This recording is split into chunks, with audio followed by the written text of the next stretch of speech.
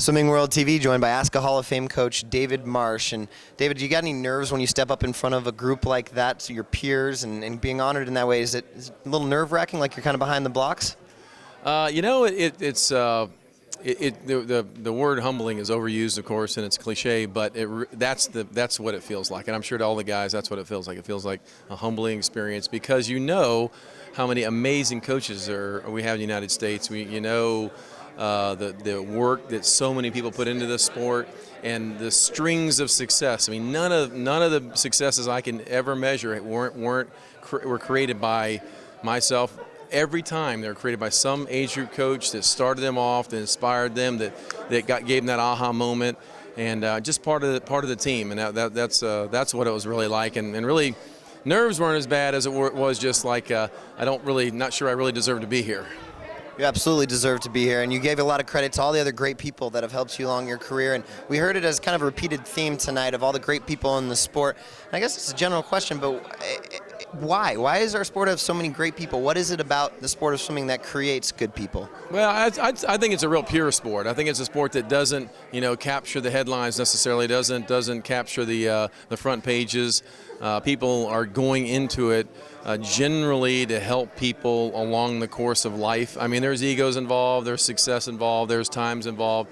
But when you're a coach of swimming, you're held accountable every season too. I mean, not just the swimmers who if they don't do the job in the training and they don't do the preparation properly, probably not going to see the results. Coaches are too. We feel it. We're part of that. We're a partner in that effort with the swimmer. And so creating proper programming, creating motivational atmospheres and models that can raise their level is all part of what we do. And here at ASCA is where we get a lot of our tips, and over the years it's certainly where I put together a lot of my thoughts and shared a lot of my thoughts. A lot of time the Hall of Fame marks the end of a career, but you have a lot of great coaching years in front of you still. In the introduction, Bill Wadley talked about you as one of the most successful NC2A coaches of all time, and you only had a short window there. Imagine what you could have done with a longer window. Is that window completely closed, or is there somewhere down the line a chance that you could get back into the NC2A game? I love coaching at SwimMac. I love the club atmosphere. I love the whole process of improvement. We just hired Pam Swander. She's going to come aboard from university setting. I think you're seeing a trend toward that because of the amount of fulfillment that's involved in knowing the impact you can make on these youngsters if you have really good programming at 8, 9, 10, 11, 12 years old. You can do things, and we can raise the bar in this sport for the country. I love NCAA swimming. I mean, there's nothing like, the night before NCAA start when I can't sleep and I'm prancing around my room.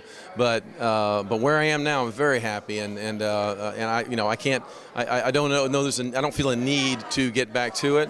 Who knows someday, but right now I'm very happy where I am. You have a very balanced life, great family, everything's going on all around. A lot of coaches, haven't had time to settle and do that kind of stuff because they've gotten to a level and they've just been focusing on their coaching. Is it tough to balance? Is it what kind of energy do you have to go into to force yourself to balance out life a little bit? Well, Garrett, as you'll find out, it's hard anyway. I mean, it really is. It's hard for anybody, not just swimming coaches. I mean, having a family, having children, the process of being a good dad.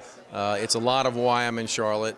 When you're chasing NCAA championships, you have to do it with a certain amount of uncompromised effort and passion that sometimes I think you do have to compromise. If you want to win, you got to compromise some things that are pretty extremely important. And for me, the thought of being with my wife and my kids and trying to see them grow through and being the kind of person I want to look back in. You don't ever hear anybody say, when you look back at the end of your career, that they wish they had spent a little less time with their family, And Frank Bush, when I first took the job at Auburn, said that early on.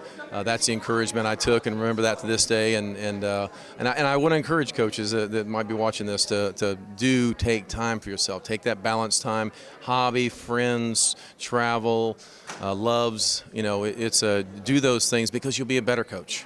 You can have it all. Proof of that right here. Congratulations, David. Enjoy the night. Best of luck in the upcoming season. It's almost time to get back in the water. We're already in. Thanks, Coach.